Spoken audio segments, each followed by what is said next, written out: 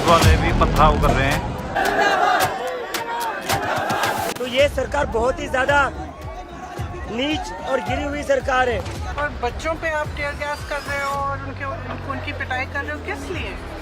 बिटिया के कपड़े फाड़े हैं, ये है आपका नया भारत।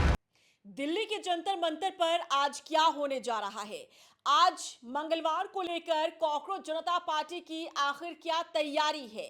आज को लेकर क्या प्लान है सीजेपी का? युवा क्या डटे रहेंगे या फिर अपने घर वापस लौट जाएंगे? सरकार क्या बैकफुट पर आएगी या फिर से सोमवार की तस्वीर दोहराई जाएंगी? नमस्कार, मैं आपके साथ रीना झा बालियान। सोमवार को जो तस्वीरें सामने आई, क्या वही तस्वीरें मंगलवार को भी सामने आएंगी? क्योंकि जो बड़ी संख्या में युवा प्रदर्शन कर रहे थे, जंतर मंतर से लेकर संसद तक का उन्होंने जो सफर तय किया था, उन्हें रोकने के लिए भारी पुलिस बल की तैनाती की गई थी, अलग अलग फोर्स तैयार किए गए थे और तकरीबन यहां 5000 सुरक्षा बलों की तैनाती की गई थी, क्योंकि अंदेशा पहले से ही हो गया था कि हंगामे की भेंट ये आंदोलन चढ़ सकता है।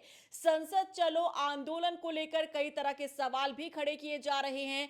क्या वो सवाल है? क्या कुछ अंदेशा लगाया जा रहा है? सब कुछ पूरी डिटेल के साथ, बारीकी के साथ समझने की कोशिश करेंगे, इसलिए वीडियो को लास्ट तक जरूर देखिएगा। लेकिन आज क्या होने जा रहा है? सीजेपी की आज प्लानिंग क्या है? क्या सरकार बैकफुट पर आएगी या फ्रंट फुट पर रहकर सरकार खेलती नजर आएगी? क्योंकि इसे लेकर कई लोगों के जहन में कई तरह के सवाल घूम रहे हैं, इसीलिए ये जानना जरूरी है कि आज का दिन भी क्या सोमवार की तरह ही हंगामे की भेंट चढ़ जाएगा या फिर कोई निष्कर्ष निकलकर सामने आएगा।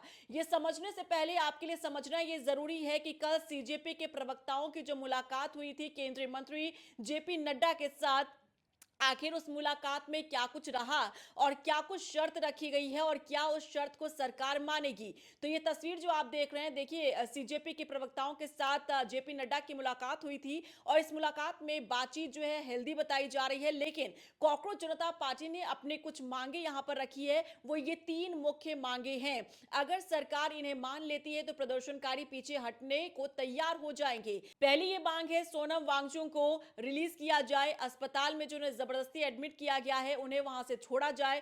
दूसरी बड़ी मांग यहां पर यह है कि 1 करोड़ की जो सहायता राशि है उन पीड़ित परिवारों को सरकार की तरफ से दिया जाए, जो पीड़ित परिवार जिन्होंने अपने बच्चों को खोया है नीट परीक्षा की वजह से। और वहीं तीसरी बड़ी मांग ये जो लगातार शुरू से लेकर अब तक बनी हुई है कि देश के शिक्षा मंत्री धर्मेंद्र प्रधान का इस्तीफा होना चाहिए। ये 3 बड़ी मांगे हैं जिसे सीजेपी की तरफ से जेपी नड्डा के साथ जब मुलाकात हुई तब उठाया गया और उन्होंने भी आश्वासन दिया है कि इस पर विचार किया जाएगा। अब देखिए, कल से लेकर अब तक का समय बीत चुका है। क्या जेपी नड्डा ने जो आश्वासन दिया था, क्या उसे लेकर सरकार के सामने उन्हें रखने का काम किया गया?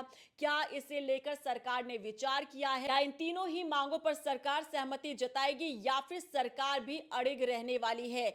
यही सवाल लोगों के जहन में घूम रहे हैं कि आज क्या होने जा रहा है। क्या जो कल मांगे उठाई गई थी, क्या उस पर विचार करते हुए सरकार आज इस पर कदम उठाएगी या फिर नहीं? क्योंकि देखिए, सीजेपी का प्लान ये है, कॉकरोच जनता पार्टी का प्लान ये है कि वो अपनी जगह से हिलने वाले नहीं है। वो बड़ी संख्या में युवा, वो बड़ी संख्या में छात्र जो अलग अलग राज्यों से अपने भविष्य की मांग को लेकर जंतर मंतर पर पहुंचे हुए, वो आज भी अड़े हुए हैं। भले ही थोड़ी देर के लिए आपने जंतर मंतर को खाली और सन्नाटा वहां पर पसरा देखा, लेकिन फिर से वहां पर मंच सजा दिया गया है।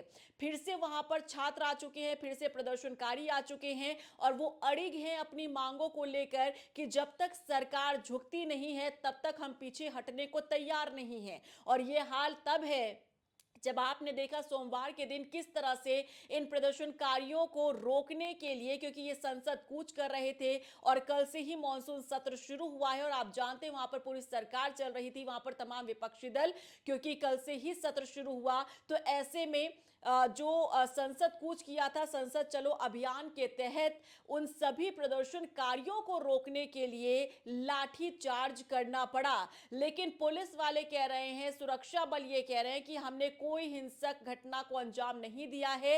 ये हमारी ड्यूटी की ही कार्रवाई है जो हमें प्रदर्शनकारियों को रोकने के लिए करना पड़ा।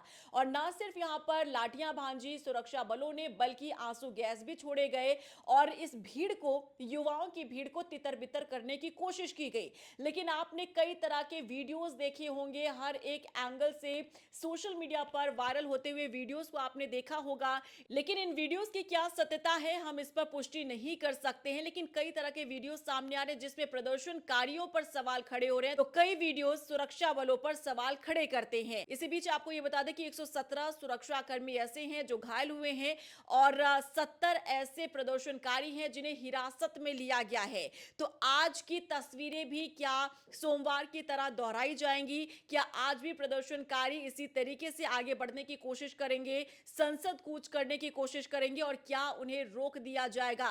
क्योंकि पहले से ही सुरक्षा बलों की तैनाती है, पहले से ही तमाम तैयारी की जा रही है, क्योंकि उन्हें भी अंदेशा है कि आज फिर से युवा जो है संसद कूच करेंगे और ऐसे में उन्हें रोकने के लिए जाहिर तौर पर वही तैयारी की गई होगी जो सोमवार को तस्वीरें सामने आई है। लेकिन इस बीच सवाल अब यह खड़ा होता है कि आखिर बीच का रास्ता कैसे निकाला जाएगा। और इसी बीच सवाल उन नेतृत्व को लेकर भी खड़े हो रहे हैं जिन्होंने इस आंदोलन को नेतृत्व किया। वो चेहरे जो मुख्य तौर पर आगे रहे, जो मंच से आपको भाषण देते हुए नजर आए। अब लोग सवाल ये पूछ रहे हैं कि इन छात्रों को और इन युवाओं को पिटने के लिए आगे करके आखिर वो मुख्य चेहरे कहां पीछे रह गए जिन्हें खुद आगे रहना चाहिए था, जिन्हें इन छात्रों से पहले खुद लाठियां खानी चाहिए थी। आखिर वो मुख्य चेहरे कहां छिपे रह गए? तो इसे लेकर भी कई अलग अलग वीडियो सामने आ रहे हैं जिसमें आप देख पा रहे हैं कि जो सीजेपी के प्रवक्ता हैं विजेता, वो भी मेट्रो स्टेशन पर कुछ प्रदर्शनकारियों ने, कुछ युवाओं ने उन्हें पकड़ा, उनसे सवाल पूछने लगे कि सर आप यहां क्या कर रहे हैं, आप कहां मेट्रो से भागने की कोशिश कर रहे हैं, आपको तो वहां पर मैदान में डटकर रहना चाहिए था। वहां पर युवा और छात्र लाठी डंडे खा रहे हैं, आंसू गैस वो झेल रहे हैं, और आप यहां पर क्या कर रहे हैं?